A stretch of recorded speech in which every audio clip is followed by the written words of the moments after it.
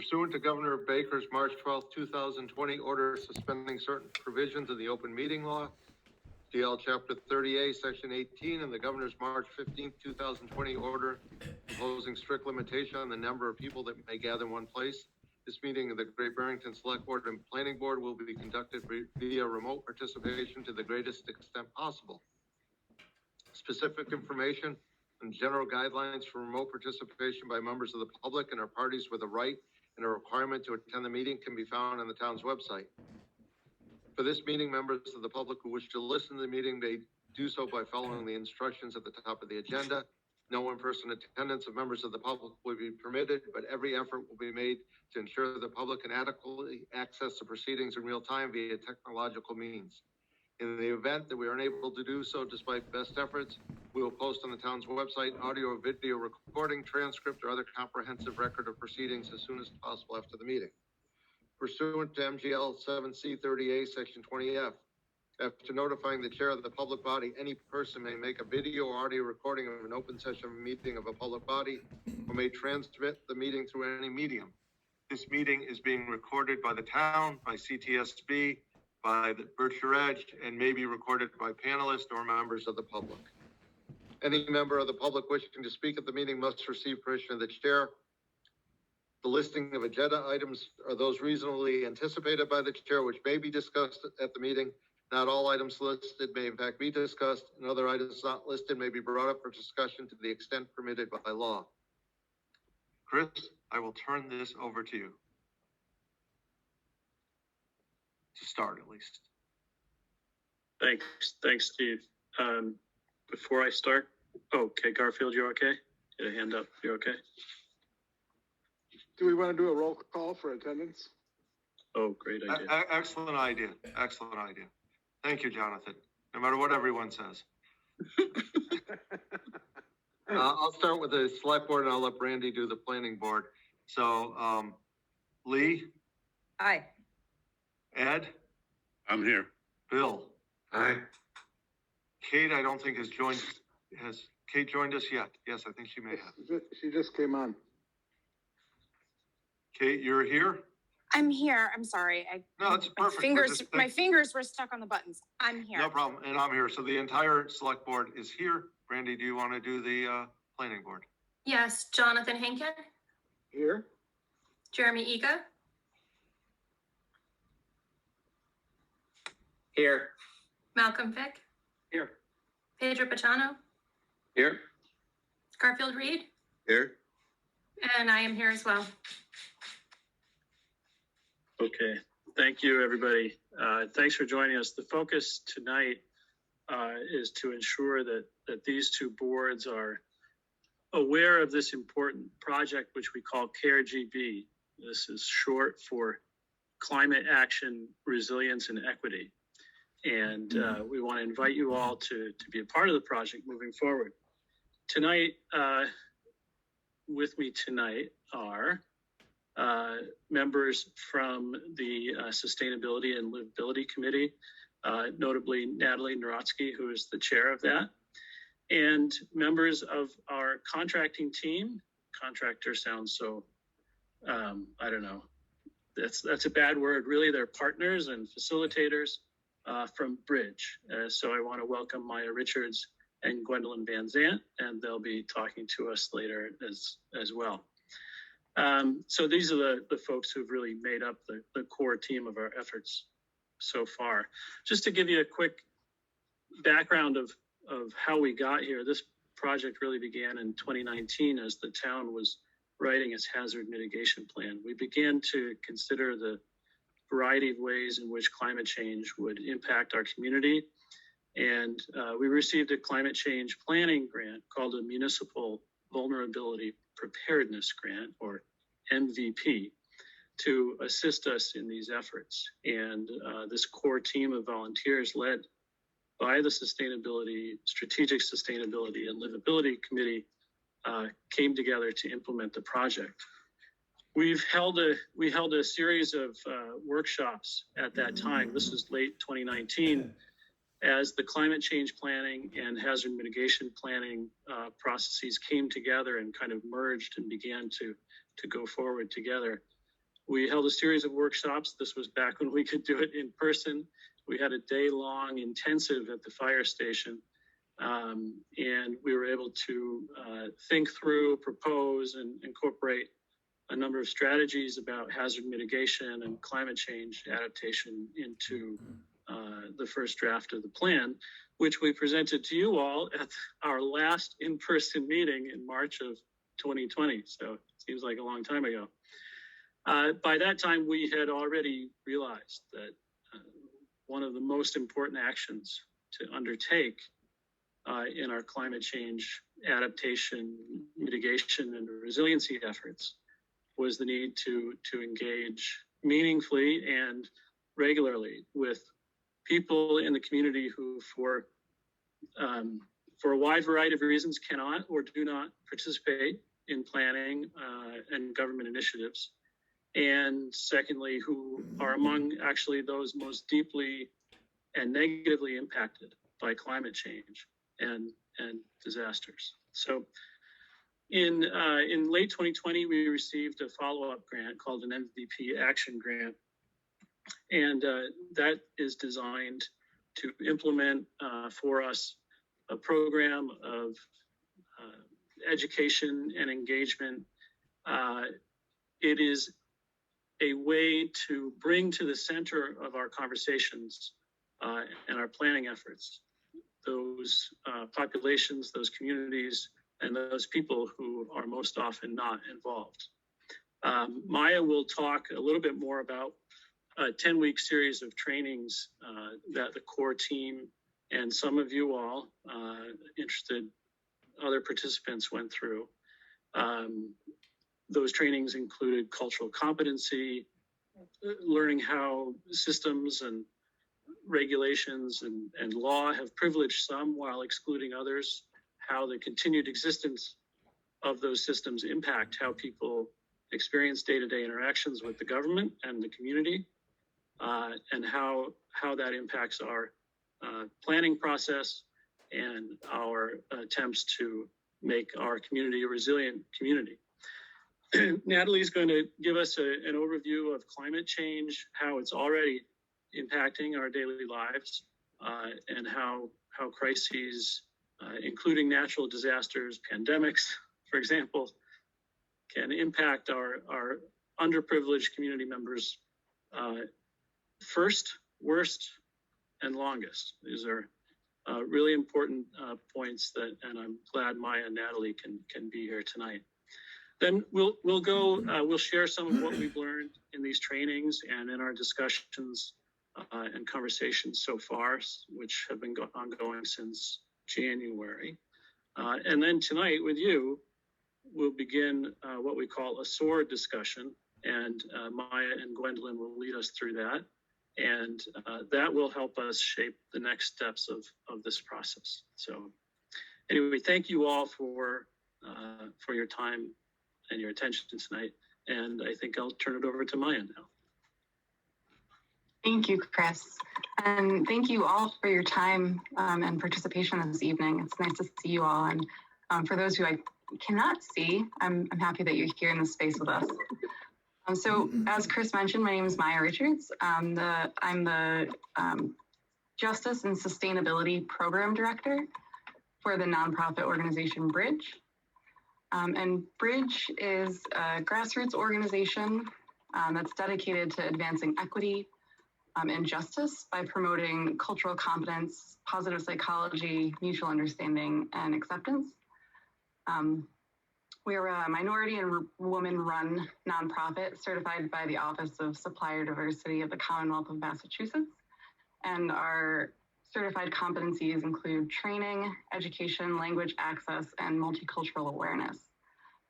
So through our activities and programming, we act as a catalyst for change through collaboration, education, training, dialogue, fellowship, and advocacy, and are able to connect vulnerable members of our community with key resources and networks, and also providing opportunities for empowering leadership within those communities. So we were really excited to partner on this program with the town of Great Barrington being able to use our experience in developing cultural competence training and systems of oppression training as a way to really lay the groundwork for this whole project. As Chris mentioned, a big objective of this project was to center the voices of folks who aren't typically at the table when these decisions are made, decisions that will impact their lives and how they're able to address issues related to climate change.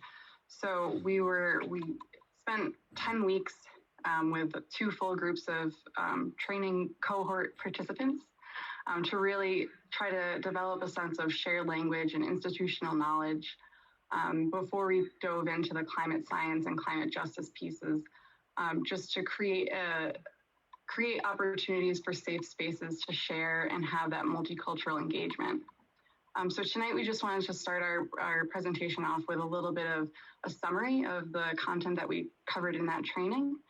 So I'm going to start off the conversation taking us through a brief recap of the cultural competence content, and then Natalie will take us through the climate justice content.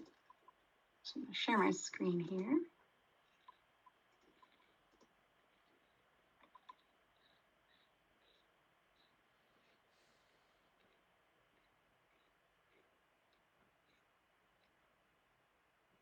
Hopefully I'll share my screen here.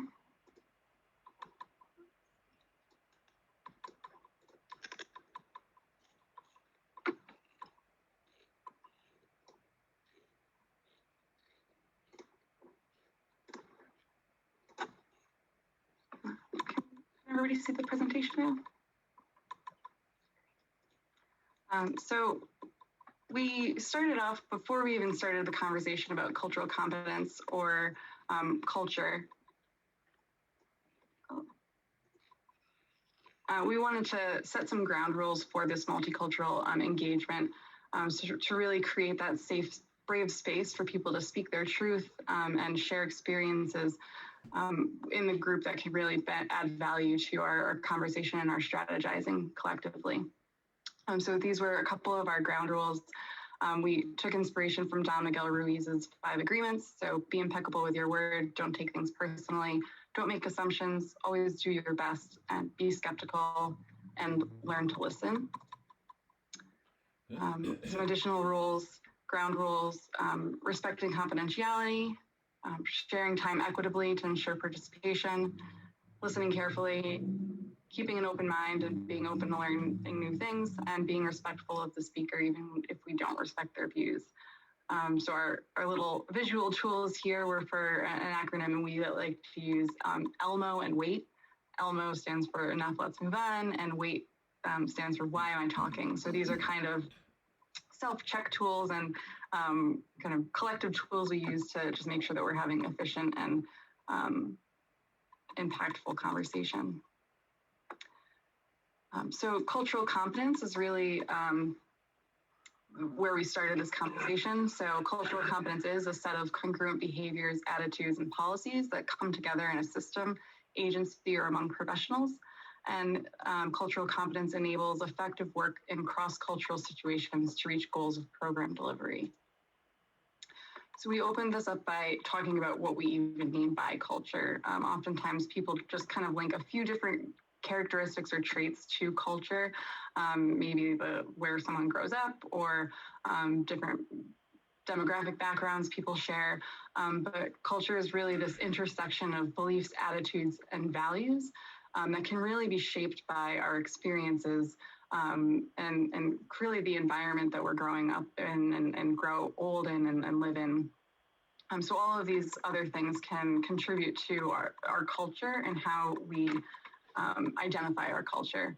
So we really made it an effort to celebrate differences regardless of anyone's cultural background, and actually lift up those differences as something that we, as a strength of the community.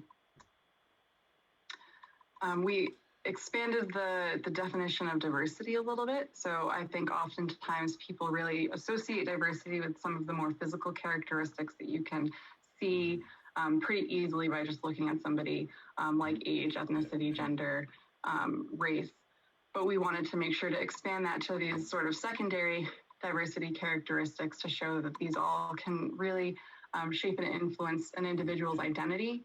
And we wanted to make a real strong effort to make sure that we were and are creating spaces where people feel welcome and safe and a feeling of belonging, regardless of how they identify with any of these characteristics.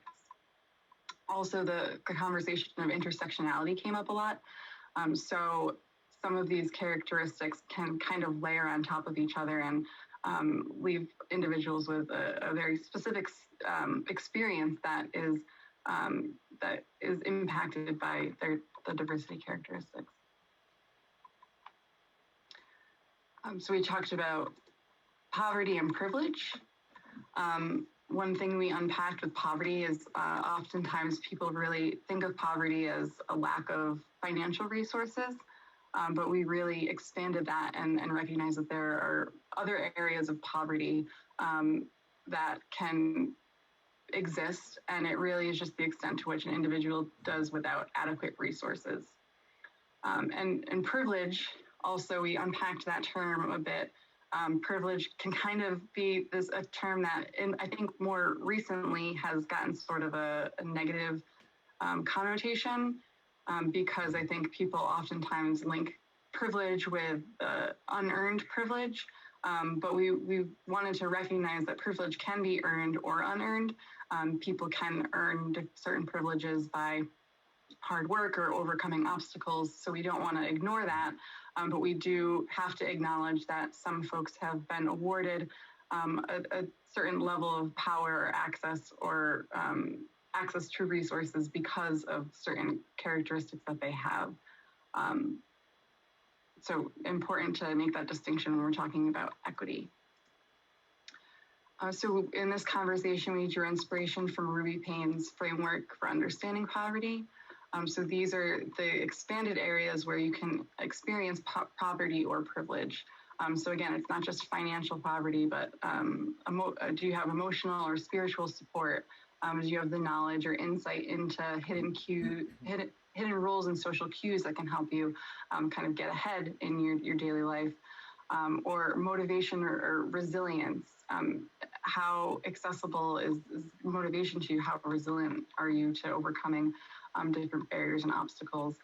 Support systems are also important, and relationships and role models.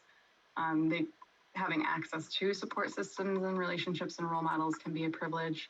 And also supporting mental, physical health are also areas where some folks have privilege and some folks do not.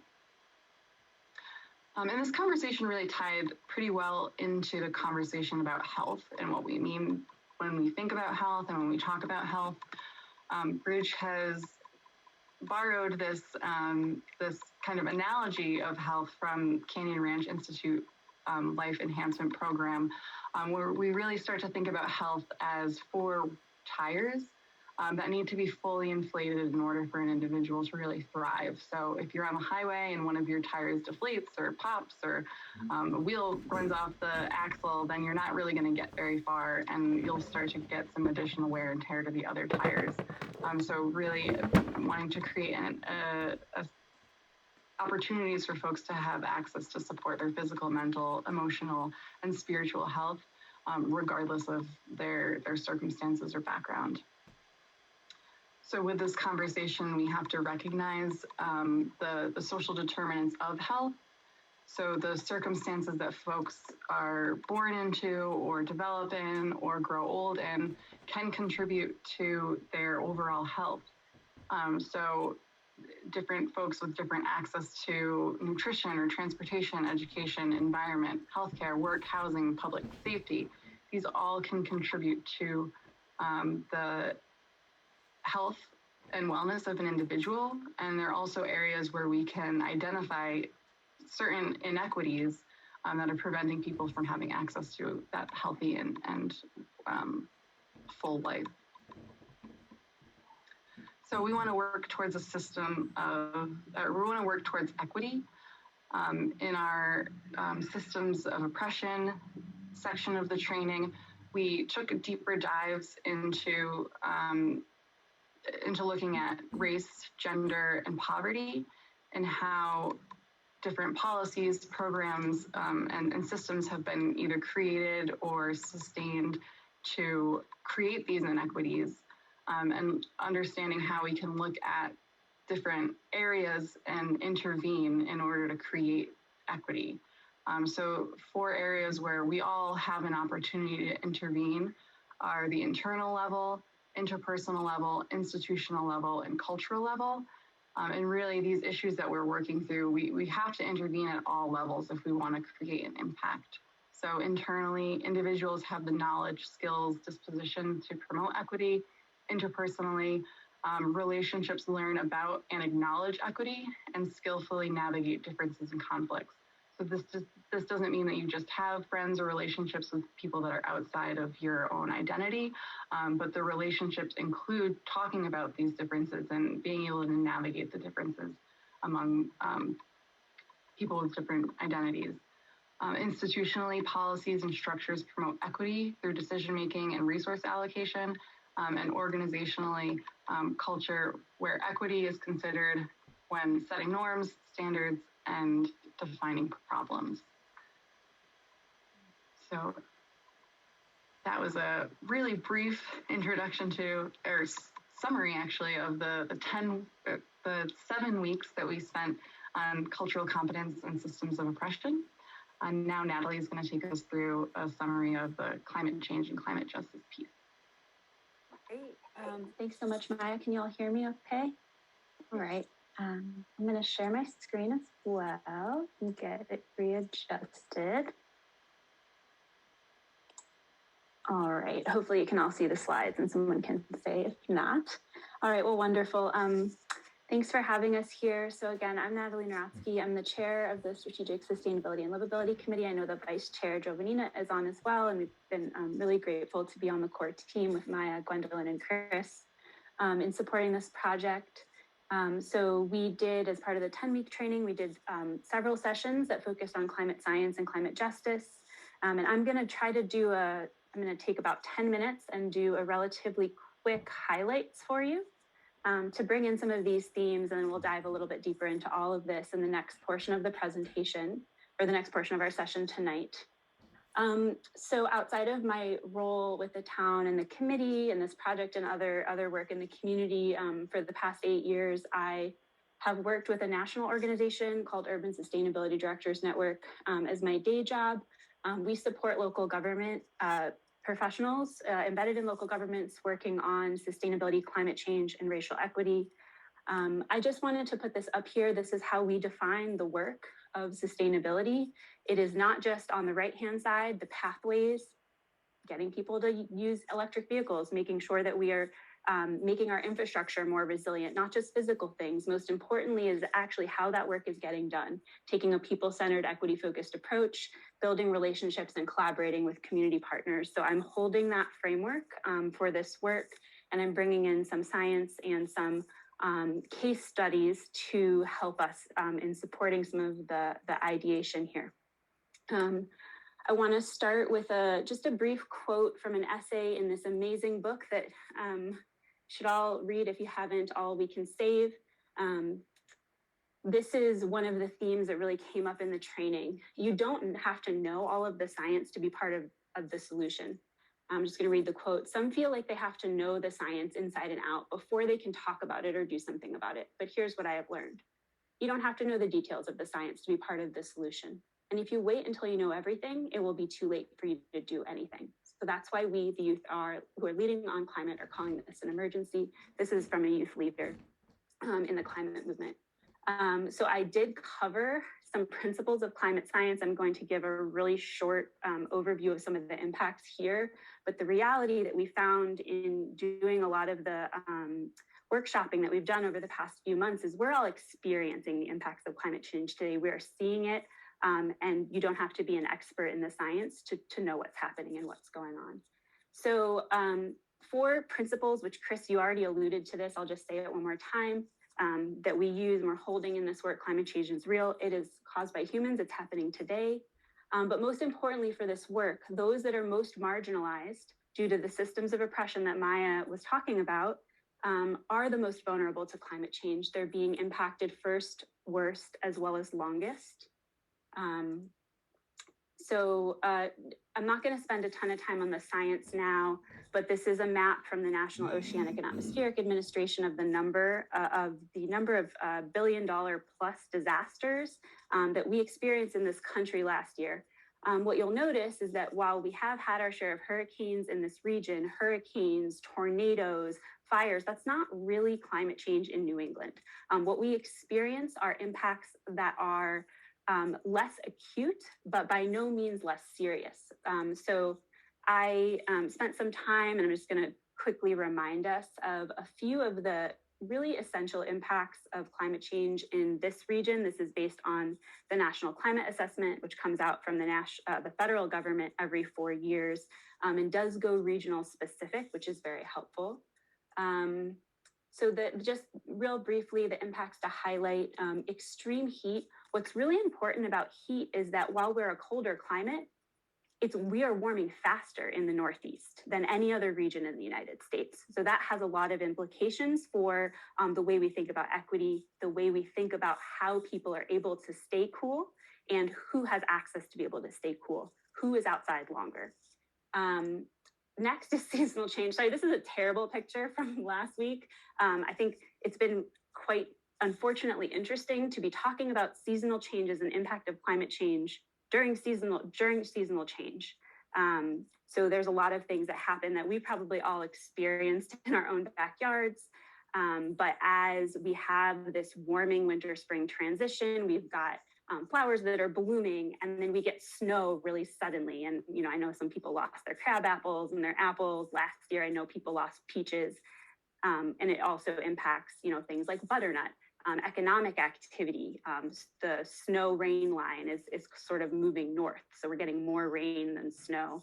Those are the things to think about. And I know they're very real for all of us right now, but this is also demonstrated by science to be what is happening.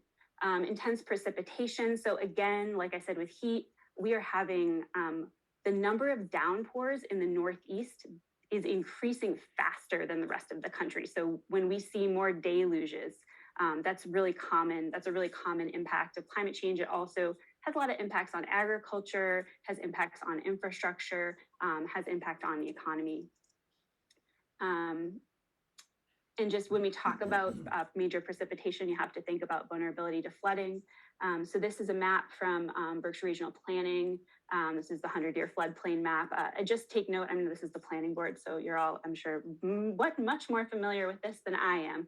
Just thinking about what's in the floodplain with regards to infrastructure. A lot of our affordable housing, our senior center is either in the 100-year floodplain or adjacent to that. So thinking about not just that flooding happens, but where it happens and who is impacted. That's something that we want to keep in mind. And then lastly, in terms of impacts, mental health and well-being, this is, climate change doesn't just impact physical things. It also impacts our mental health, our mental states, especially those who are more vulnerable due to working outside and things like that. So, we all feel it. And I wanted to just mention mental health and well-being as a final impact of climate. I'm gonna just take a couple minutes to do a little bit more norming around some terminology that we used in our training. So just thinking about, traditional approach of climate action and resilience as often happening in silos. This work is in a way trying to break that down, really recognizing that the work of climate action, the work of resilience, the work of racial equity are one and the same, and we are working to build solutions together, given that those really come from a lot of the same root causes.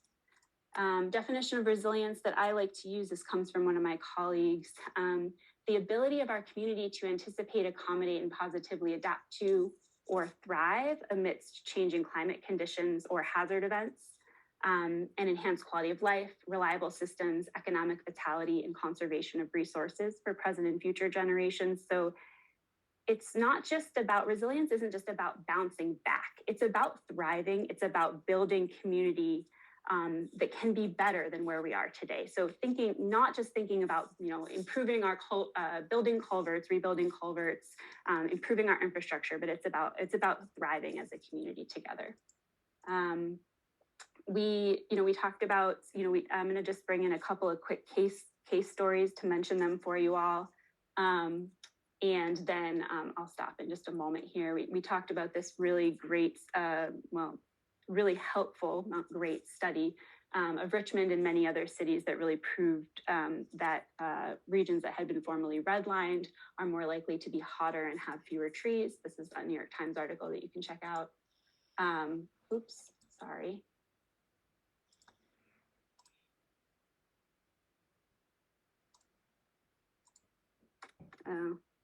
Just sorry, I'm breaking things. Steve, did you have a hand raised? Did you have a question, or are you giving me a time check?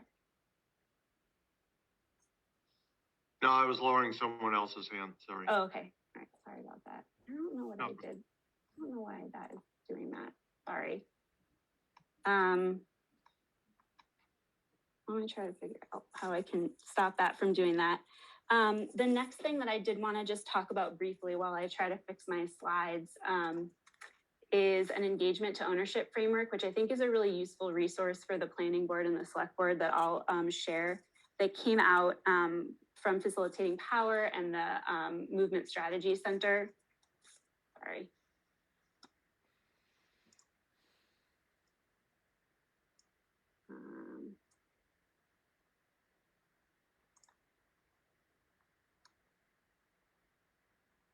Okay.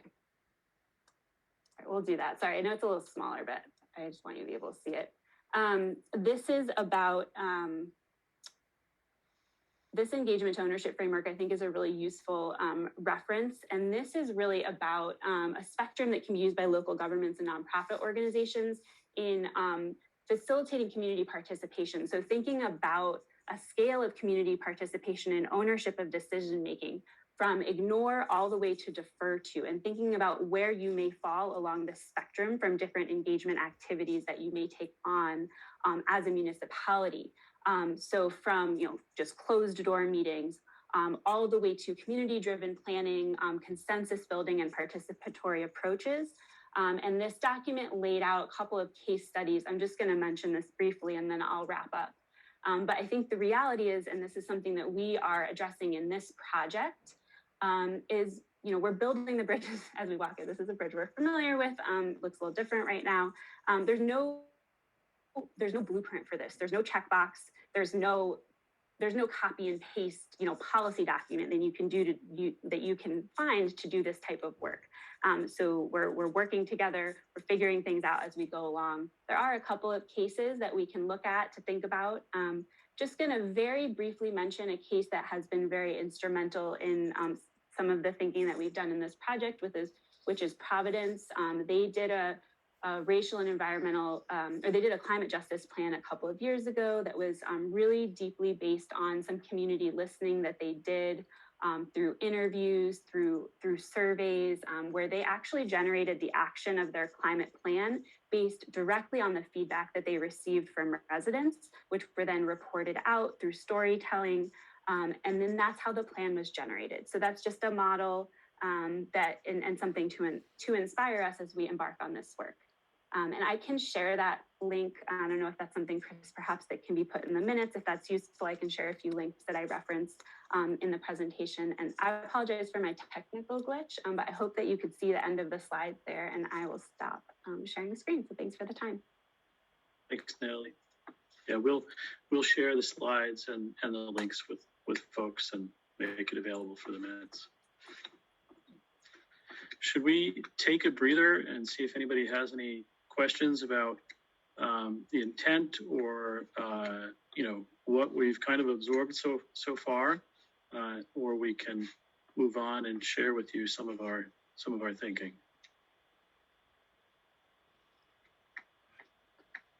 I've got a question. Yeah, go ahead. So for Natalie and Maya, like what my understanding here is that the justice piece of this, or the equity piece of this, is having access to certain resources. In what way is it, are we talking here? In what way is the context different than the access that people of marginalized communities have today, just in general? In other words, if we take out the idea of climate change, is it the same issue? Or is it different or exacerbated somewhat because of the effects of climate change?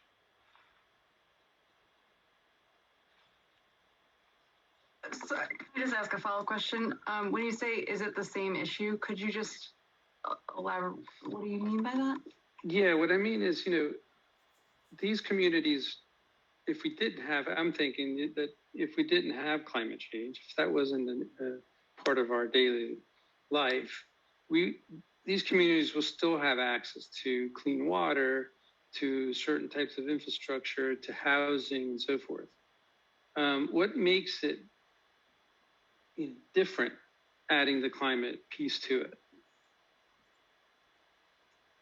Yeah, so I think we spent a lot of time in the training talking about kind of like what you're saying, talking about people with vulnerabilities in general, and then how vulnerabilities can impact the issue of climate change.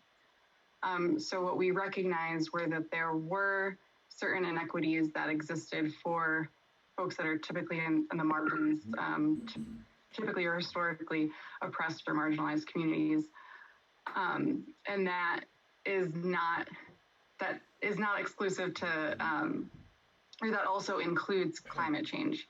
So we found that people that are already vulnerable to other things are impacted first. They'll feel the impact worst, and they'll be impacted the longest. So I think that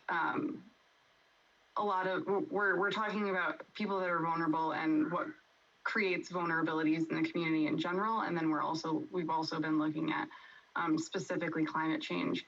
And we have some findings to share later in the presentation that I think can distinguish that a little bit better. Yeah, and could I add to that? Fully agree with what Maya said, and just how you phrased your question. The other justice issue is that with the folks being the most impacted and the soonest, is also that they often are the least engaged, right? And the people that we don't see at town meetings, the people that aren't consulted on the solutions, that don't have the bandwidth to participate in the organizing or haven't been invited or felt welcome. So that's the other justice part. It's been a big focal part of our work, is being able to create spaces where they feel invited, their perspective is valued, their wisdom is valued, and that there's a potential for more engagement of those populations than there have been previously. So that's a major part of the ongoing justice work that has been going on in the way the program's been designed. So it's everything Maya said, and I just wanted to add that piece. May I say something as well? Of course. And I have to find out if this is the case, either heard or read that some people of color are actually housed in places that are warmer than people that are not. And so I think it'd be hard to take the climate factor away, Pedro. I think that's what you were alluding to. If we took it away, would everyone be the same? But it seems like this is the case that happens to people of color and probably not a lot of financial income are stuck in places that are warmer than people that have a better access to living spaces.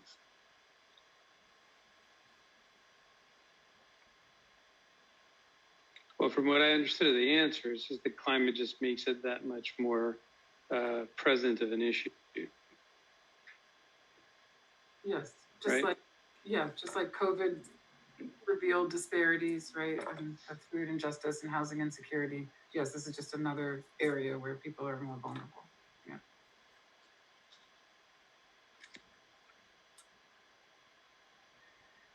And when you think about certain areas where we'll see the impacts of climate change, so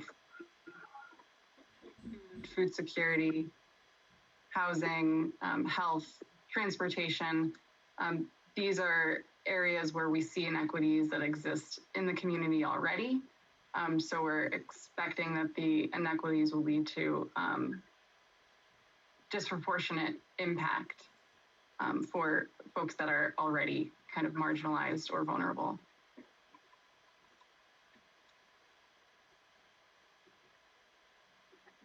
Maya, did you, or Natalie, did you want to touch on some of the themes that we've been discussing or that have been emerging so far? We've already touched on some of them, but yeah, definitely. So I'm gonna share back my screen. And I apologize, I'm not sure if it's my connection, but I think I'm experiencing a little bit of a lag. So if that is the case, let me know. a little bit, but we can see it now. Okay. So when we're going to share 10 findings that we found, but the findings they reference people that are vulnerable. So we wanted to take some time to just talk with our group and figure out what we meant by people that are vulnerable before we start a conversation about climate change. So these were some of the findings that we had through our group discussion. So resources, power and privilege, individuals that have been marginalized and traditionally oppressed, Black and Indigenous people of color, intersectional identities that are often on the margins, victims of discrimination, victims of violence, seniors, people without work or with a low income, those without adequate housing or adequate transportation, communities who really rarely see themselves in mainstream power or influence, undocumented immigrant communities and children of those families, people with unstable housing, food, or access to transportation, people who have fear and harm from racial prejudice, those with addiction, single parents, people with visible and invisible disabilities, youth. So when we're talking about people that are vulnerable and impacted the first, worst, and longest, the younger generation will have the greatest portion of their lives where they'll be facing these issues and trying to strategize around how to deal with them. People with pre-existing conditions, people that have been displaced, and we talked a lot about like climate migration and how this can be an area where people are actually coming to once other environments are facing climate change. People who don't have access to healthcare, and folks with limited or no access to the internet. So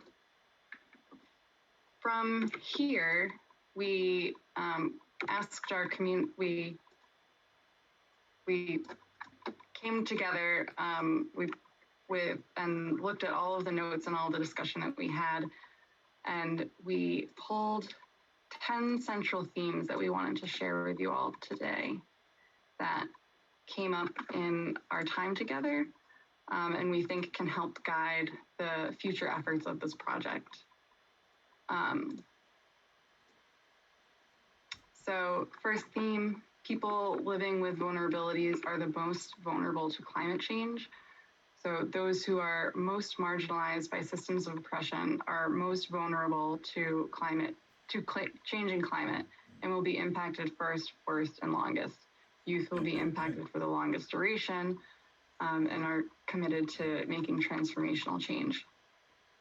Second finding, we need to center voices of underrepresented individuals in our community.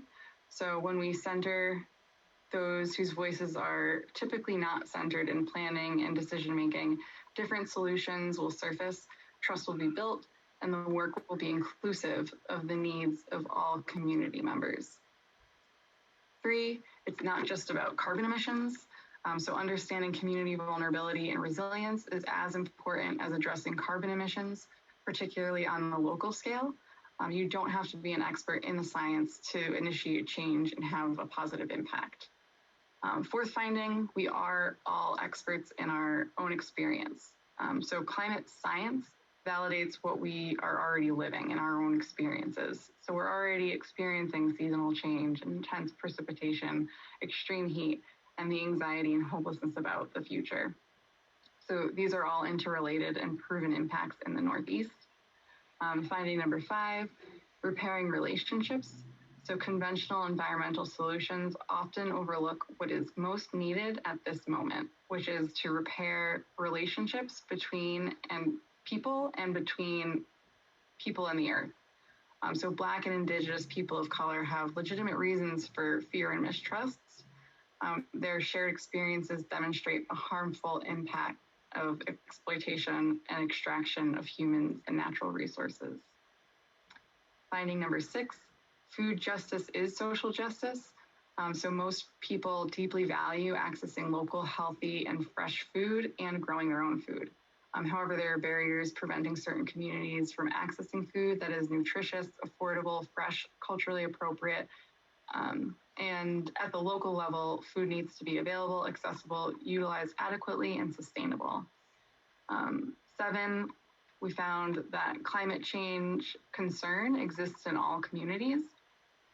There's a misconception that certain groups of people or communities aren't interested in climate change, so that's why they're not represented at tables where climate change conversations are happening. So when we center those whose voices are typically not centered in planning, decision, I think I already read that one. That must be so there's a misconception that people of color or maybe the immigrant population aren't interested in climate change, but we know that that's not necessarily true. There are different barriers that are preventing folks from coming to those tables and feeling like they're safe and their experiences and ideas are valued. Reliable transportation. So people local to Great Barrington need reliable transportation, including the ability for roads to be safe for pedestrians, drivers, and other users. In our rural community, access to reliable and safe transportation is essential. Number 9, a new approach is necessary. So we need the humility to evolve new or traditional skills to be able to communicate effectively and work together to create inclusive, just change. Building community through collective education, multicultural engagement, and mutual aid can lead to more resilient communities. Our last theme that emerged was that climate change mitigation and preparedness is not climate justice. So climate justice can't happen without addressing systems of oppression. So those were the sort of 10 central themes that emerged from our initial time together throughout this project.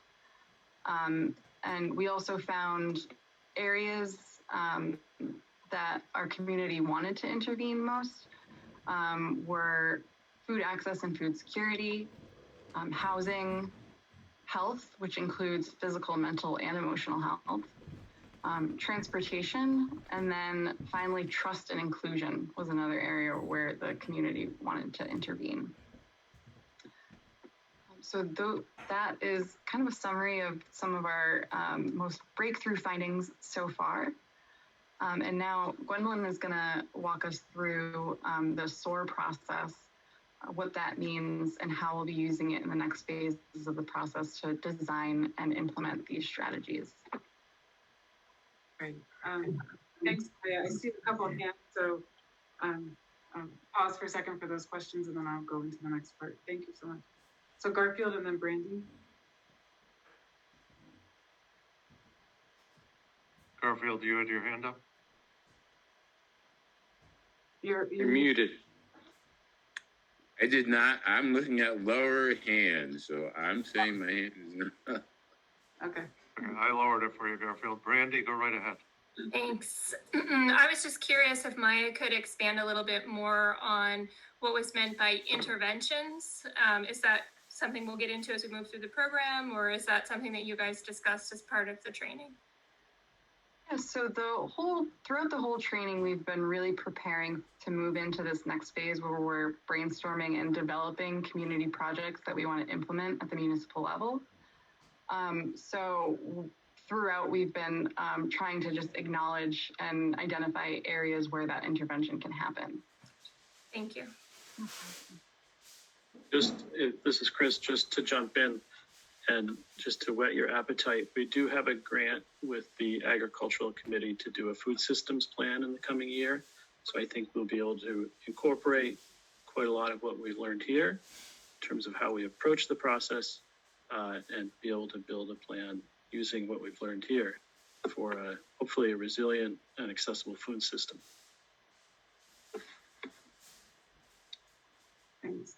So I'm just going to be about a minute or two, but in the design of this project, we wanted to be sure that we succeeded in integrating the voices of all the marginalized communities, because it was a municipal vulnerability grant, and we wanted to make sure that the voices were centered of the folks that were marginalized. And one of the ways that I've been trained is in positive psychology, and what that means in this case is really building on the resilience of a community, building on the strengths of a community, taking what's already works and building from there.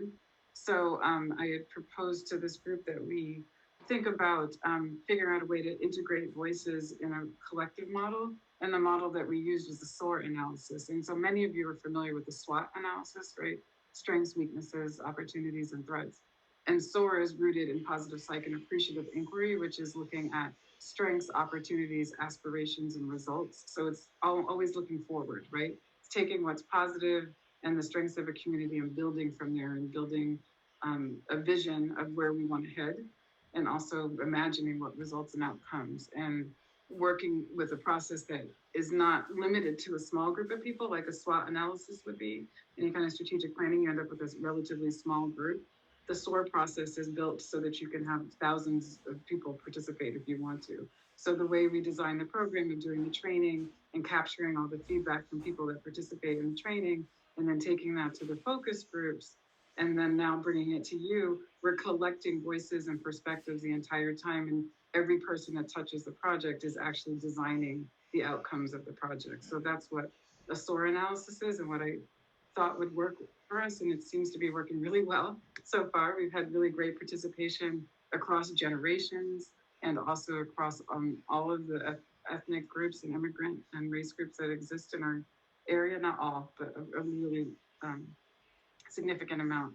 So that's what I wanted. I wanted to just frame that up, the why of using the SOAR framework. And from there, Maya's going to walk you back through sort of how those 4 categories, and then we actually have collected all the information, and Maya categorized it for us, and then we're going to ask for your feedback. So thank you.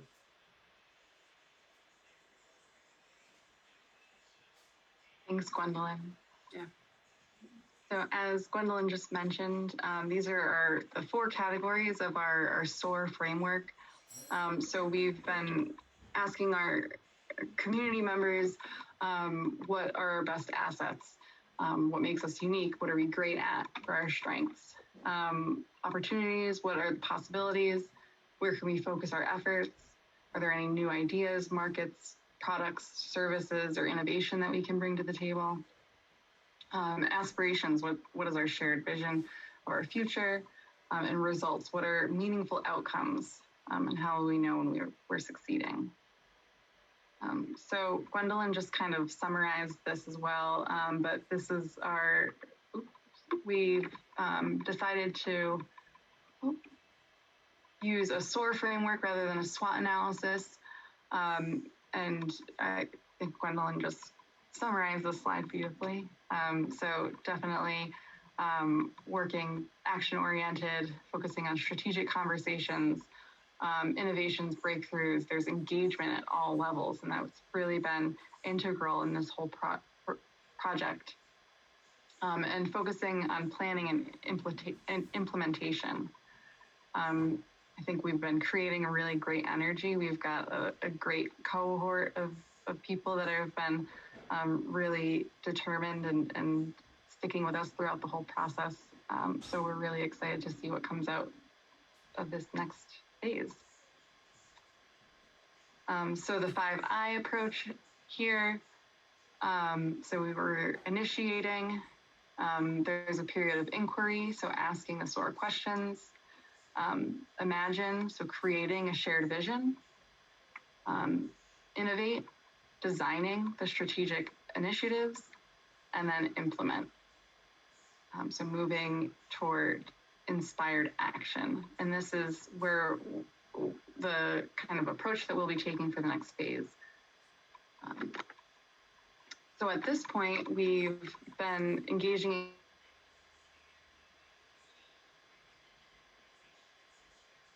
the results that we hope to see.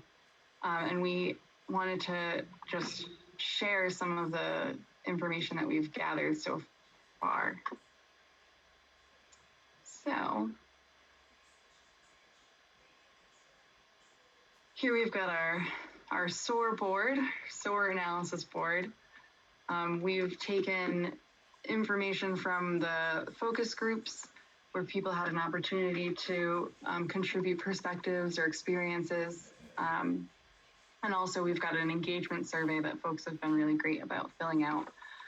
So looking at our strengths, we recognize that some kind of themes developed within our strengths. And I tried to kind of group the themes in this way.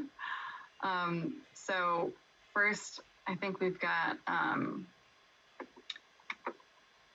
the natural beauty and attractions. So a lot of people mentioned things like scenic environment, the natural beauty, natural resources, outdoor space, the environment, valuing in green space and nature, local foods, farms and farmers markets, land conservation, and also the educational programs that kind of align with the conservation efforts. Another kind of bucket that we saw, theme that we saw in our strengths was, civil society and nonprofit organizations. So a lot of folks mentioned the work that nonprofits are doing independently, but also collaboratively. Civic engagement seems like a big strength. There are individuals in the community that are really working towards justice and taking action, and also philanthropic-minded folks who are able to help fund community-led initiatives. Our community is increasingly good at bringing together diverse groups to build relationships, identify common interests, goals, and organizing to get it all done. And I'm not sure if our survey takers were just saying this to make us feel really great about the work we do, but a number of people did mention that Bridge is a strength in the community. So that made us feel good. We don't share that to brag, but we definitely appreciate being acknowledged in that way. And then another kind of bucket that we saw, or area that we saw develop, was the history and the people here. So we've got a legacy of leaders and history of innovation. We've got a really strong youth presence that seem to have a good understanding of like cultural awareness, climate change, and equality for humans. And people are really just, it seems like people are noticing that that our community members have been really driven and compassionate and are really willing to support each other in times of need. We also, in the last kind of area was arts and culture. So we've got lots of arts and cultural institutions and faith-based organizations. So those were some of our strengths. And actually, at this point, I believe in the agenda that we shared out with all of you, I'm not sure how this will work, but I think if you all click the first link in the agenda that says SOAR presentation link, you can go through and vote on each category, which are the top 4 answers that you agree with. So we can start to see not only the big picture, but understand which strengths kind of carry a little bit more weight or are more people are thinking of. This was in the PDF, folks, that I emailed to the board members this afternoon. Thanks, Chris. And again, that it's on the agenda under 6A, so SOAR exercise. A is the SOAR presentation link. We also have opportunities. So this area also some themes emerged. So again, civil society and citizens. And so we've got nonprofit organizations and community members can collaborate with local governments and business representatives to collectively design, implement, and initiate initiatives that address the issues that we've been talking about. Again, there's an opportunity to help out others in need, to build relationships, to increase awareness that the Berkshires is a great place to live. Another area we saw was food and transportation. So linking transportation to farming communities, different creative ideas that emerged on how to lift up the agricultural and food sector in our community, increasing food access and food justice. And then we've also got some in the area of legislation and town government, encouraging more participation in local government, advocating for more equitable town policies, trust and accountability policies, and strict accountability structures. Also, people thought that there were opportunities within the area of positive environmental impact. So climate justice education initiatives, more recycling, composting programs, promoting programs that ensure our resources are redistributed more equitably, embracing diversity, prioritizing making information from business, local transportation, municipalities, and publications available in English and Spanish. There's an opportunity within structures like school, government, police that can do more DEI work. We can continue to acknowledge and work to dismantle the systemic racism and white supremacy that is embedded in our society. Making certain that those most affected by climate change are involved in decisions being made, taking down barriers to resources and expanding the offerings of cultural institutions, assessing services to work together to meet the needs of community instead of splitting and siloing, and centering the unhoused and low-income community members in conversations and policies about housing and affordable housing.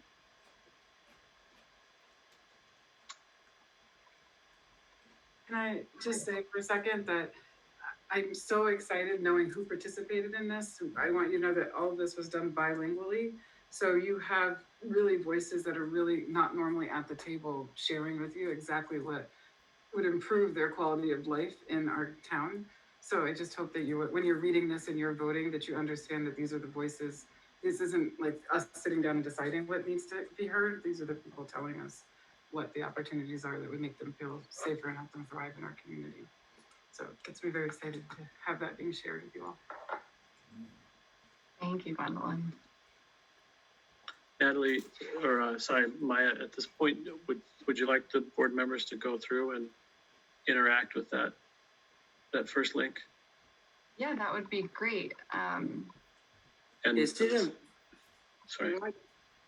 When I did it, I got it in view only mode when I clicked on it. So did I. So did I. You should be able to go to vote on the view only mode. Is that? Still says you're in view only. Yeah. Huh. Might have a. Maya, if you walk through that, I'll work on the back end. So if you do the A and the R, I'll fix that. Okay. Can I ask a question? Yes. It's an open meeting question. If we're going to be doing it through this process, I assume the results will be public and available and released. In other words, if we can't be doing this, it goes somewhere and somebody else tabulates it and no one sees it. Does that make sense? Yeah, so there are a couple of different ways that we can do this. We're planning on publishing the information as well, but we've also set up a different board for this meeting if people want to add strengths, opportunities, aspirations, and results. So I'm not sure, Gwendolyn, is there one route you think would be better for? Yeah, no, I think that the answer to its question is yes, it can all be public. You can't take secret ballots, that's correct, in a public meeting. All right, so yeah, we can publish and make it available to anybody who's interested or, yeah, thank you for bringing that to our attention. So for aspirations, we have many people in our community desire a more just community and feel passionately about responding to climate change.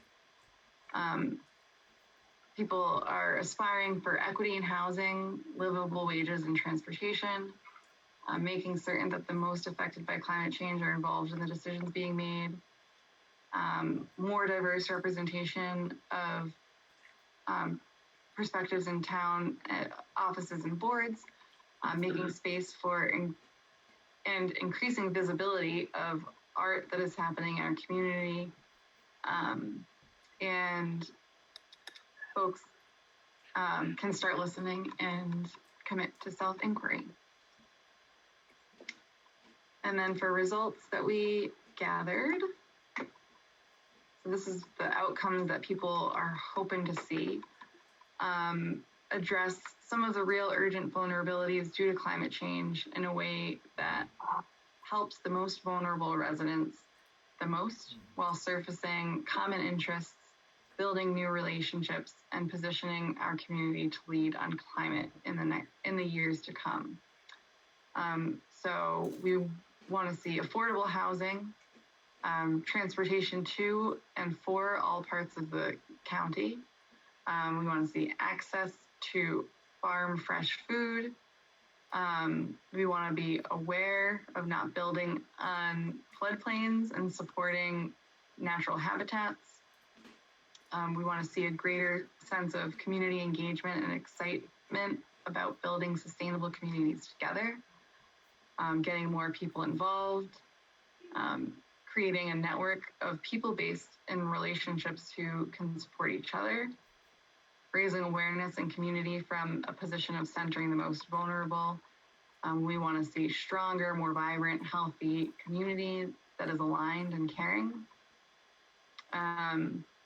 Because of the issue of climate resiliency with social, racial, and economic justice, having such a project could provide a focal point to bring community together to create positive impact in all of these areas.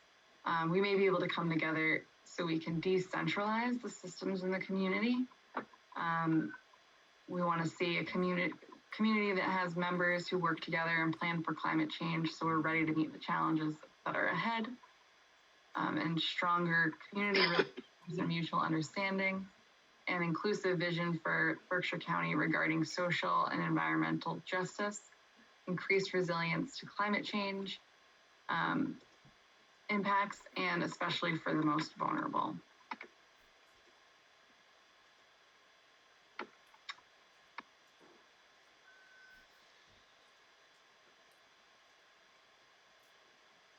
Thank you, Maya. So, sorry about that. We did a test drive today and it worked on a non-bridge email, but we did send a link to Chris and Natalie that has the new voting link. I don't know if that's accessible to you all right now. I just forwarded to the board members, to your emails, a new link for the voting. And also send a new participation link as well. Great, thank you.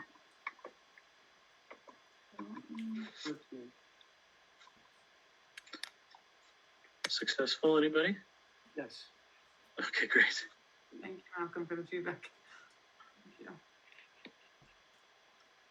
you want to just take a few minutes here, Maya, or? Yeah, we can take a few minutes. If folks are able to access that link and just look through the results and vote for the answers that resonate best with you for each of the 4 sections. So it's four votes per section or 1 vote per section? I think it's 4. This is our first time using this. We're discovering it together. I think It says you have 4 votes, so I'm not. Building the bridge as we walk it. Yeah, exactly. Literally.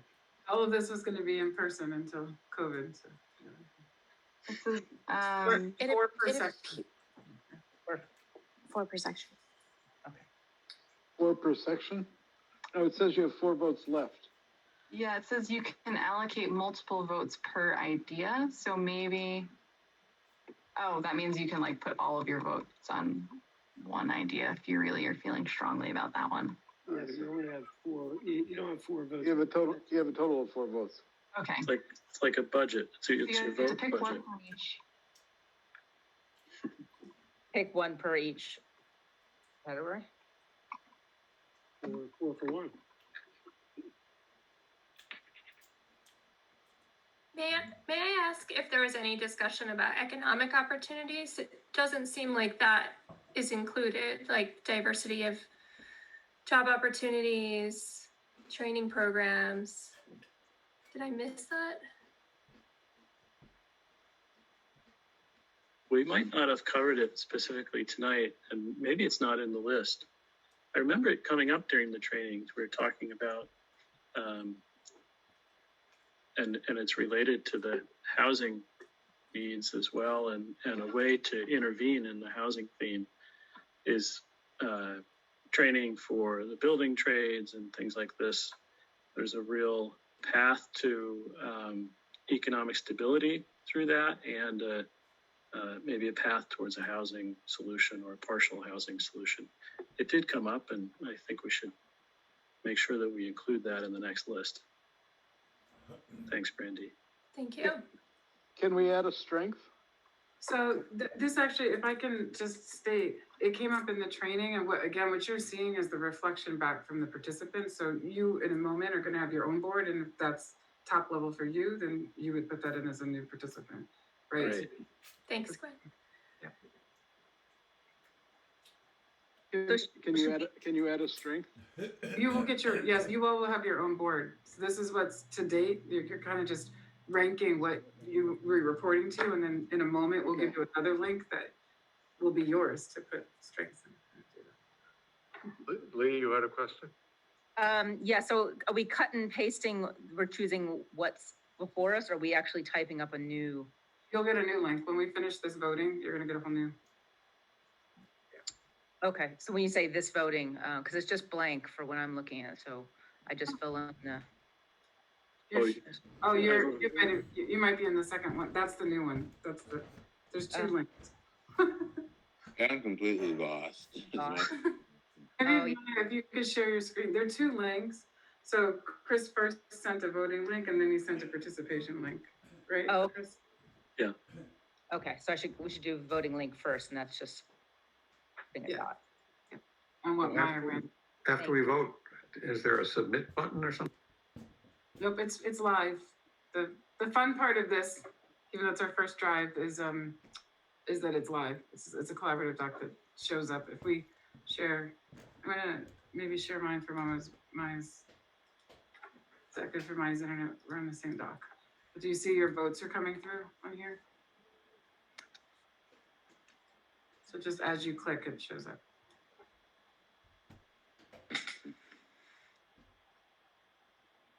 Thank you for bearing with our technology challenges. Garfield, I fear I may have used the outdated email for you. I'm going to send you 2 emails now.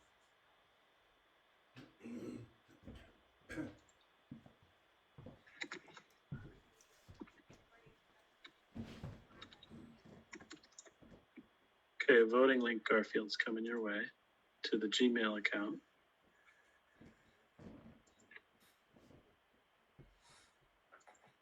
Normally this stuff is done with flip charts and Post-its. So this is a new person. way. Yeah.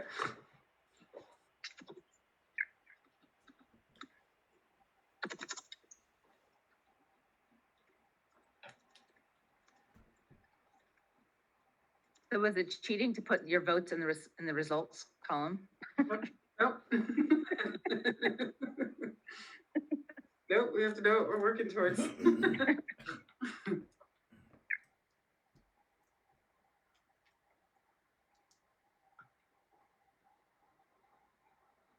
Sometimes we can get this.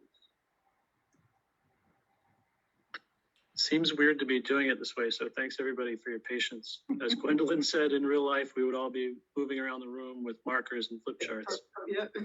But just think that you're doing that and everything will seem normal. You guys are doing an awesome job, so thank you. It's kind of fun. My idea of fun anyway. Just wait till next week when we have dinners over Zoom. Yeah. Agave is next week, everybody. If you come back. Yeah, I don't know. Did you get the emails, Garfield, I just sent? Sorry about that. Don't see where I can vote. I did get your emails, Chris. Okay, good. Yeah, Garfield, it's up kind of at the top. The options are like, it says group, it says brainstorm group vote. Right. So you just click vote and then it'll bring you to a page where you can select four. Okay.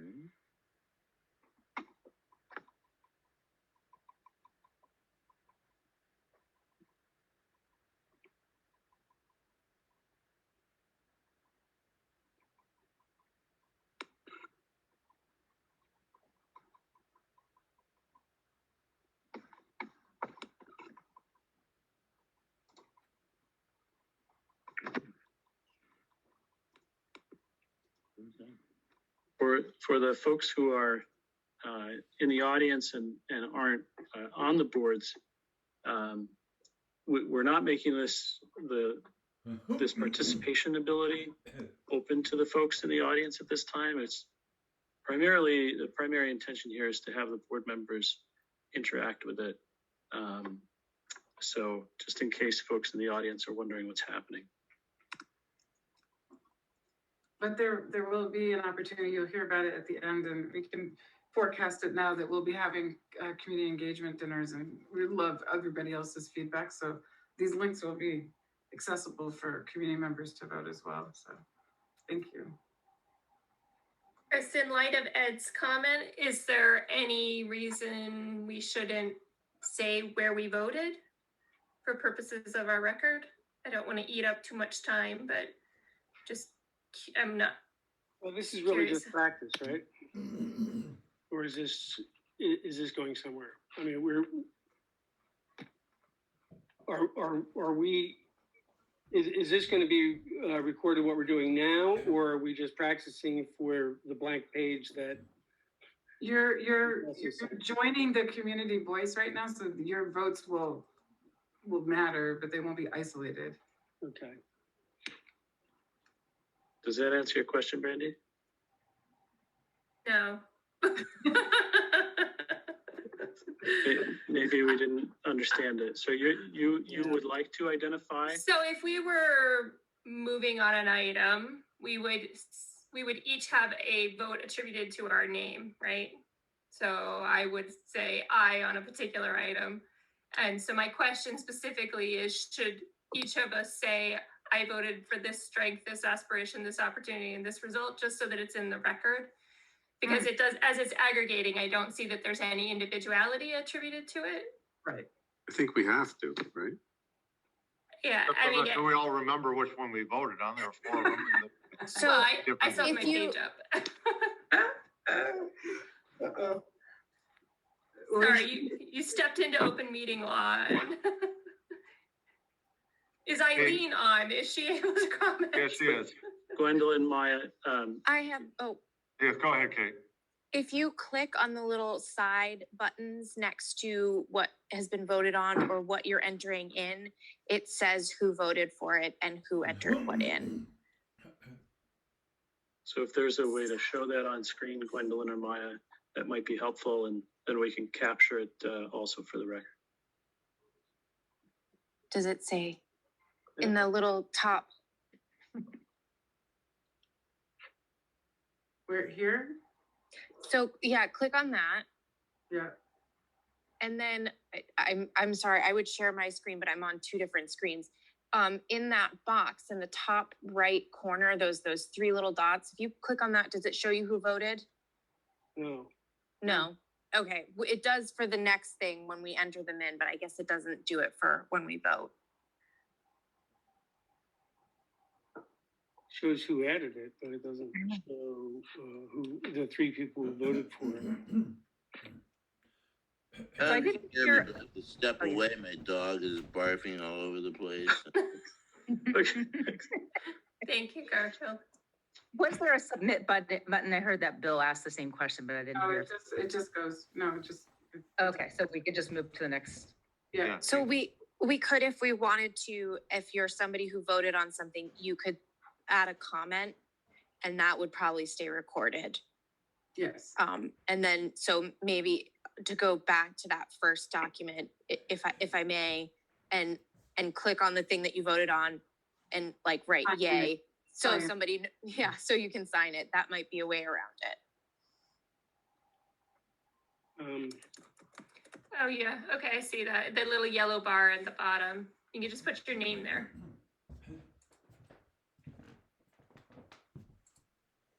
That's what I'm gonna do. I'm clicking on my voting buttons. And then I'm adding my name. So right here, do you all see that? If you click on the voting button, I'm just demonstrating what Brandy said.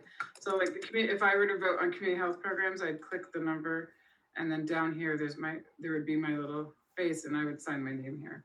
Put your name there. And then there's a little checkbox you have to click to post it. Well, I can see who voted on it. Yeah. And if you forget which one you voted on, you can go back to the vote page to see, and then go back to the results and add a comment. Is this instead of using the second link? Or is No, this this is voting on the old stuff. And then the second link, you're gonna do like what Brandy said and talk about what you believe the strengths, opportunities, aspirations, results. Right now, you're voting on the feedback that came in from people. Yeah. Gotcha. Yeah. Sorry, it's a bit late. My mind is grinding to a I know, it's good. I think you're doing great. This is like, It's like I'm back in school.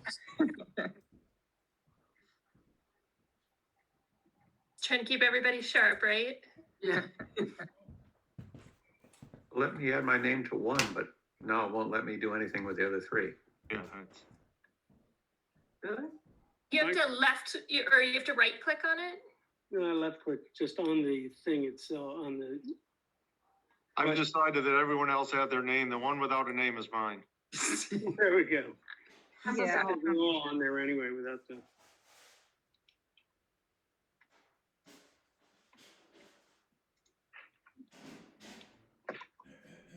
We'll download the report and make sure that it gets in your hands.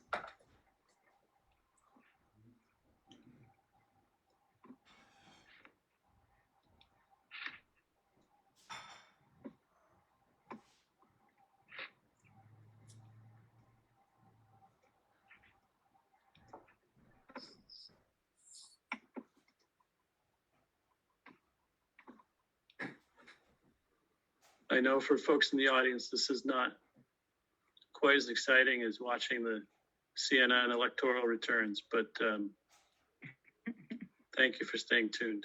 We could have hired John King, but I don't think it was in the budget. No, he really liked doing it for 4 days this year. Yes. You could initiate some sort of discussion on a arcane zoning bylaw. Exciting.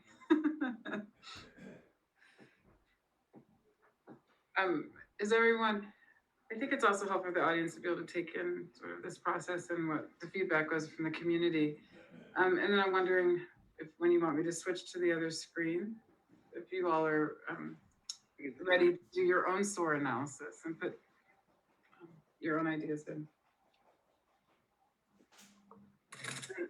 The idea with that one is it would either be something here that resonates with you and or any ideas in what you feel is missing in any of these areas to add to the story so that we're collectively or continually collecting voices. Have folks been able to record and show which ones they voted for?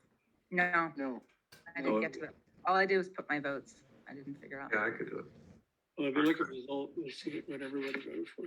It's looking pretty good. Just a couple people that haven't. You can track it here. Yep, we're up to 4 of the 6 for equity and housing. So if I don't put my name, can I just put my vote? I just haven't figured out how to put that little guy. Just click your vote, click your bubble. You see, look at right here now. Do you see the bubble? And Yep. then that Jeremy, Bill. Mm-hmm. How did they get their names though? They just Oh, typed it to the little, yeah. Oh, so I should be there. Okay, great, thanks.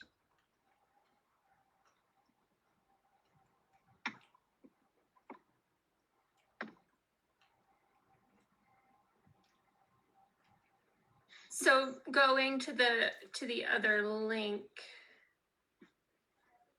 So brought up SOAR analysis. So, Are we intending to do this? oh, do we go back to brainstorm then? Mm-hmm. Gwen or Maya? Yeah. Okay. Yes, brainstorming. Okay. And I think you would do the same thing you all, maybe put your name in next to your idea. Sure. So that, All you have to do is click on the idea. It'll tell you who added it. That one tells you who added it. Is this the maps thing we're supposed to be in?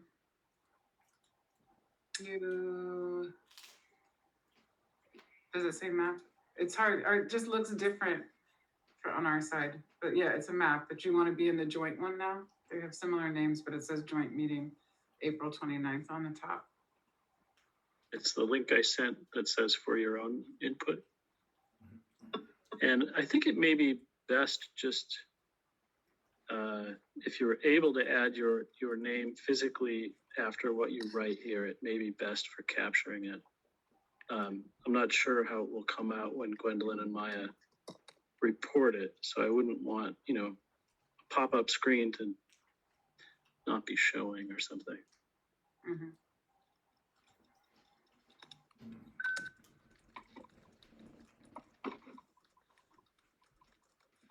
You can tell it's mine because it's spelled incorrectly. Does that count?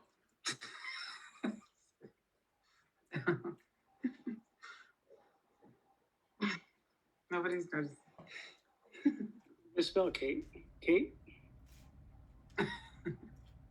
Looks good. I can spell my name. It's the other things I can't spell.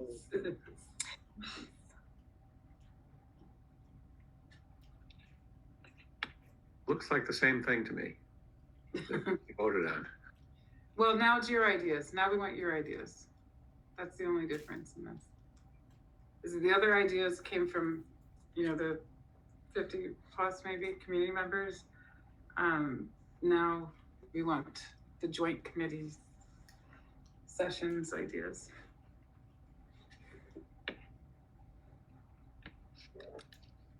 Wait, so how do you get to this page? Second link that Chris sent out. Oh, it's a different link. It's not a new link.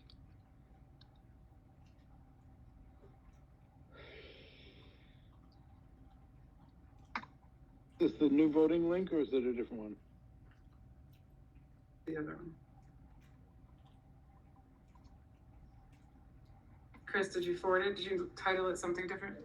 Let's see. It might say new, let's see, what did I say?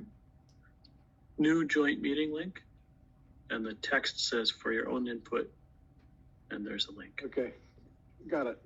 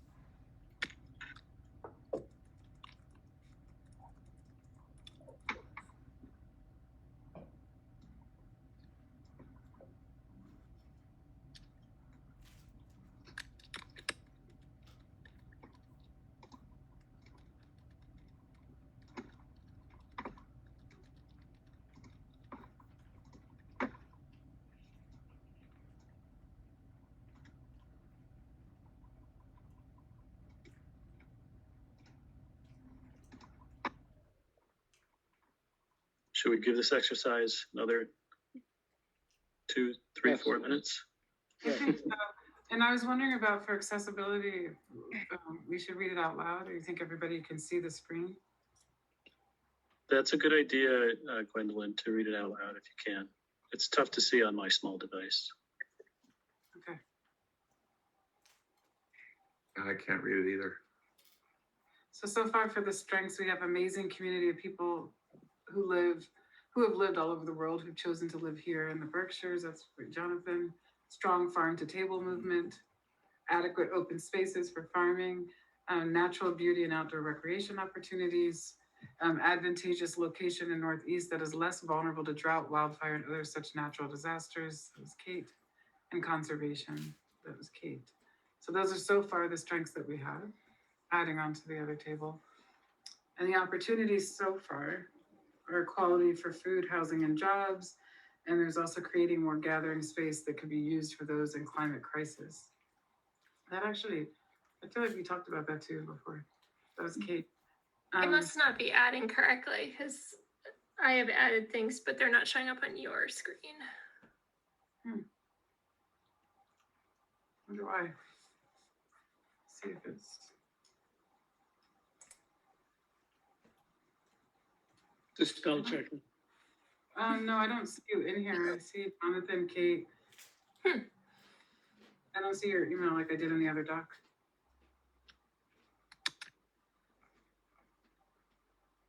For some reason it's not.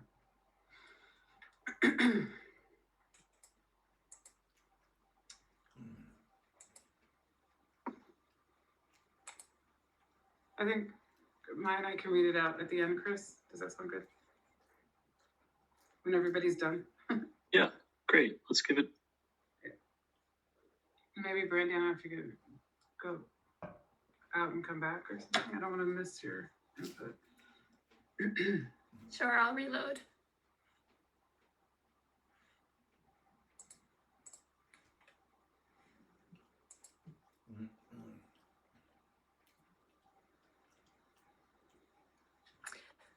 Oh, you know what I did? I added to your other page. Oh.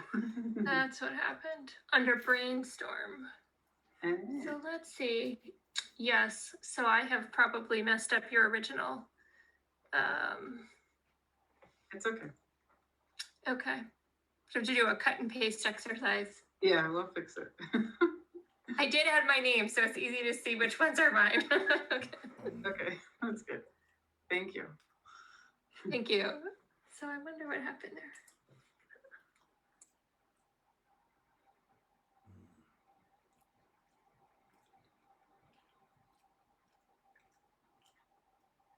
It may sound very geeky, but is anyone having fun doing this? I feel like it's fun. It's like- Not yet. Not yet. Okay, sorry. Oh.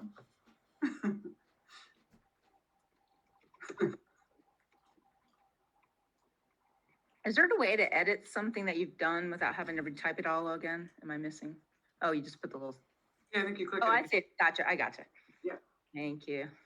Yep. Usually sharp.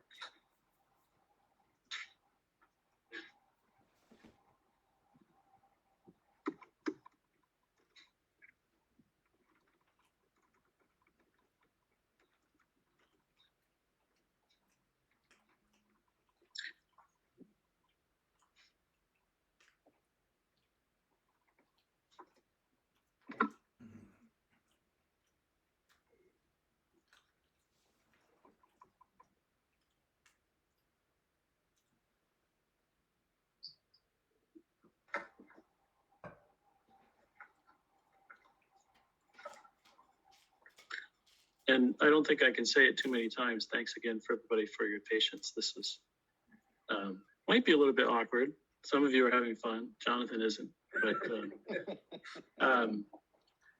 we wanted to ensure that, you know, particularly if you couldn't engage in that intense 10-week long training period, we thought it was really important for the boards to hear where we've been and to participate and start to have some input in the conversation as we continue the process forward. So, with remote meetings and Zoom, I appreciate that Bridge could bring this platform to us, and it's a little bit clunky. We're getting there, and really glad that you all can be part of this in this way. Thank you, Chris. I think we just need some music, and it would be a little jazzy with some game show music. I hope there's no one else watching us do this. There are about 20 people, I think. I guess I should turn off my video. I'm just realizing. There's 10 hearty souls in the audience. Oh, 10.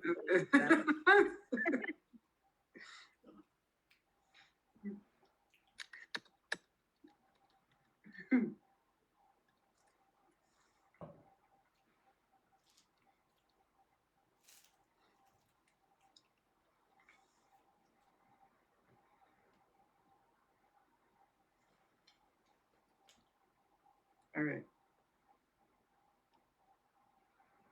You want to start reviewing for us, Gwendolyn? Yeah, I think Maya's all set now with her. Yeah, thank you. All good? Yeah. All right. Thank you. Thank you. So I just want to, for the folks who are on the line, just read off what we just gathered for our SOAR analysis with this group. So for strengths, we have by natural environment, local farming and food production, governing with a history of citizen participation. We also have amazing community of people who have lived all over the world who have chosen to live here. The first one is Jeremy, then Jonathan gave the second one. We've got strong farm to table movement added by Malcolm. Adequate open spaces for farming by Kate. Natural beauty and outdoor recreation opportunities by Malcolm.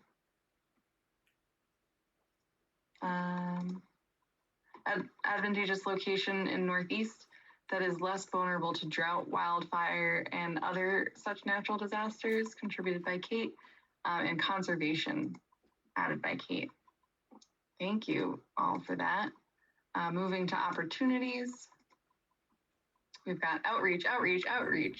So making sure that all of the population of Great Barrington, not just the most vulnerable, but the well-to-do especially, is aware of the inequities that exist presently and historically in town. Will help projects that address housing and the economy get through the regulatory process. Thank you. Another opportunity, more pedestrian-oriented activities like Berkshire Bus to draw more people to town. That's Jonathan. Opportunities at the moment. Challenges are the opportunity for real change from Jeremy. Equality for food, housing, and jobs. Malcolm again. And then creating more gathering space that could be used for those in climate crisis by Kate. Moving to our aspirations. We've got where all people feel welcome, comfortable, safe, and secure. Children can find their calling without limitations of circumstance. From Jeremy. More community gatherings that promote and celebrate diversity and inclusion and sharing of cultures. That's from Lee. Fix-It clinics / community repair workshops from Lee. Creating a mix of affordable and market rate housing, not ghettos. Revitalizing distressed properties from Jonathan.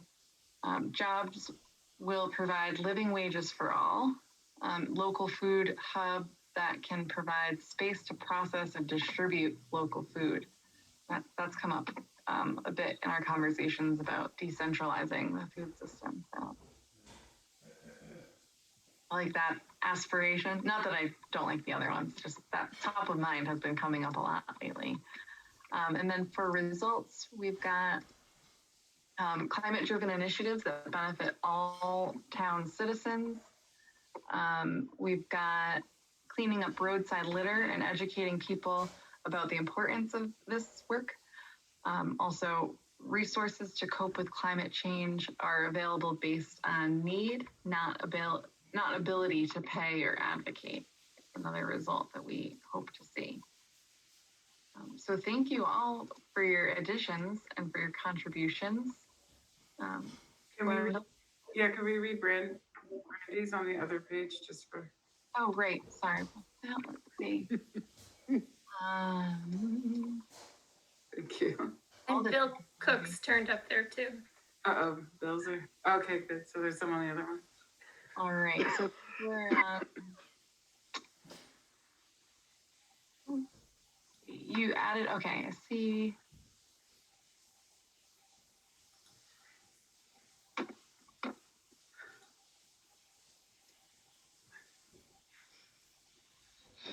think they're at the top. Yeah. Yeah, they go right at the top.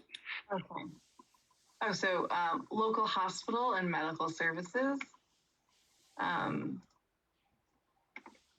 That was Brandy. Okay. Brandy, and then there's a couple more. There's many groups working on housing issues at the top. Doesn't have a name to it yet. It's Bill's. That's That was it. me. And then scenic environments, the beautiful land, trees, rivers, hills, natures, and animals. That was someone else. all right. For opportunities, I see collaboration between all groups working toward the same goal. That was Bill. And then diversity of economic opportunities and technological infrastructure to support it. That was Brandy. Moving down. An aspiration from Bill, more affordable home ownership opportunities. An aspiration from Brandy, diverse outdoor recreation opportunities to provide an opportunity for improved mental and physical health. And then for our results, Bill added more local control over transportation, decentralizing again.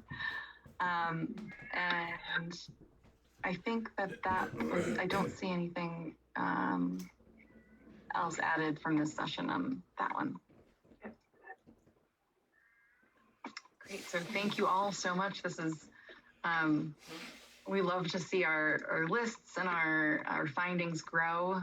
So these were great contributions to what we've had so far.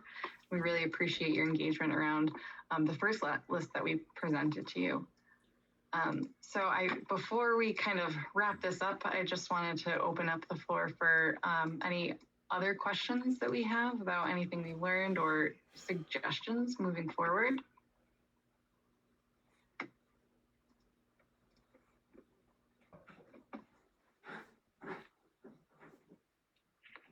And this is Chris, before we wrap up and Maya talks about the next steps. I want to with you.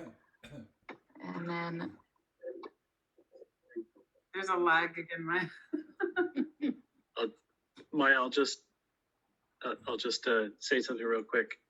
I want to appreciate and mention for the board how unique this process is that we're doing in Great Barrington. Many communities in the Commonwealth that are undergoing a climate change prepare this MVP action grant. It's focused often on physical interventions, like in coastal communities, hardening seawalls, elevating vulnerable structures or community facilities. In Great Barrington, we're lucky, as has been said, in some of those strengths and other comments, that we don't have some of those same vulnerabilities. But this process of centering, of listening, and having these discussions is unique and important. And we'll be sharing what we've learned here in this process with other communities in the Commonwealth.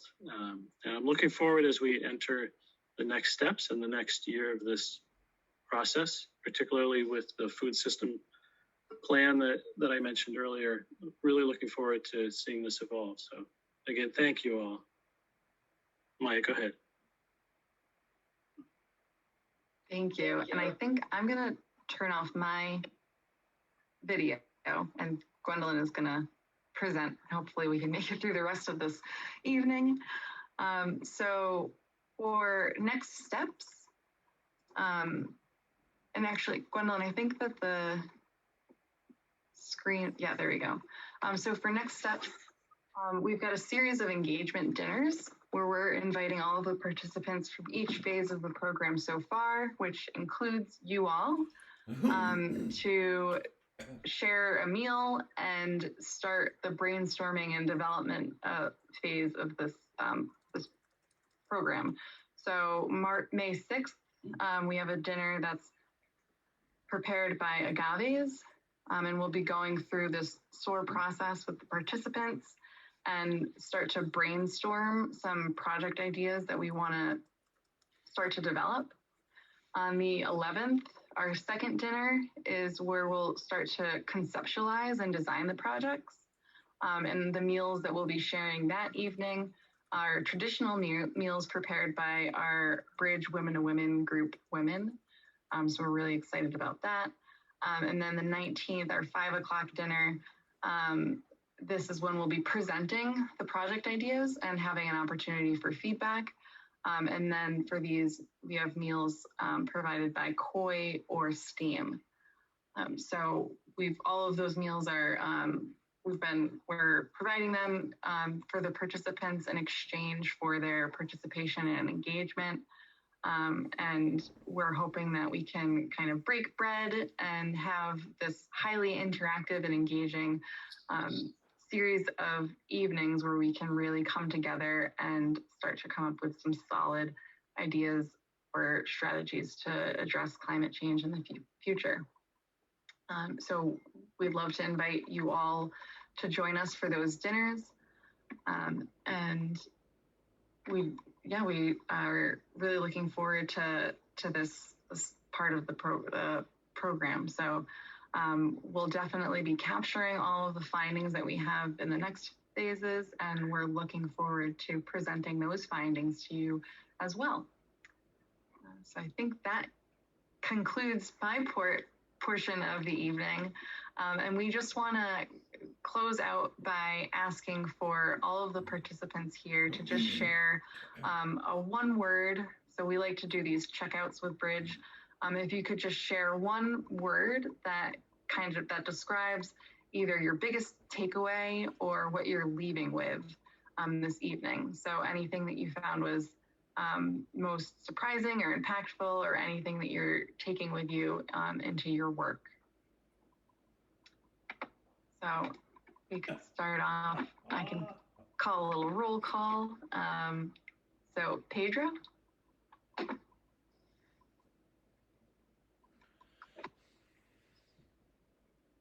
Yeah, I'm trying to think of one word.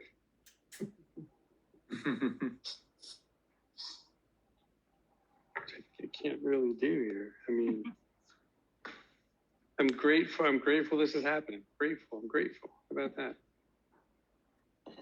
Grateful for the efforts. Yeah. Word or a phrase?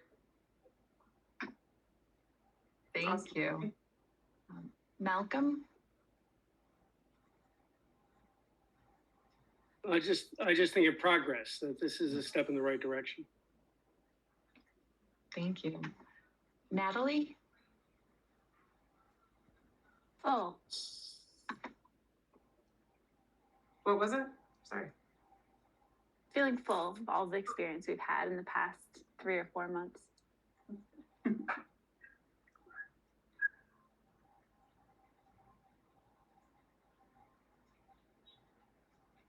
Maya, are you there?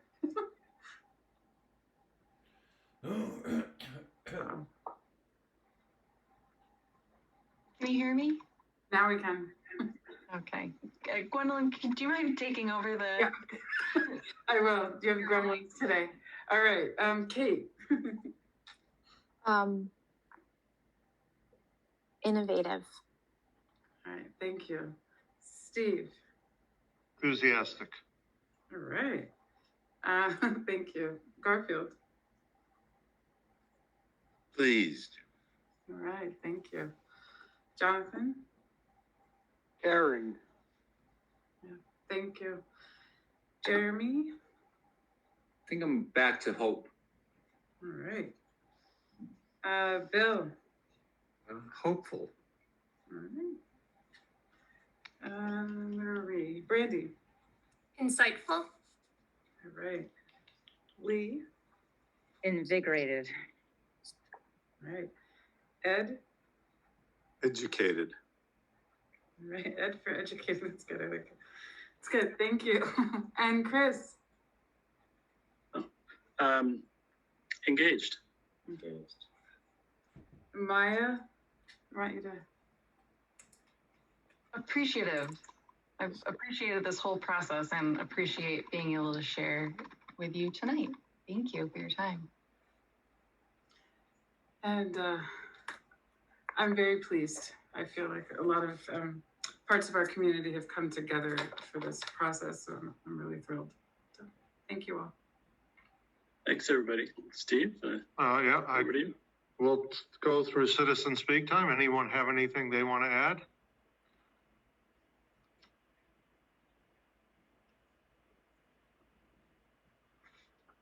I see no one raising their hand.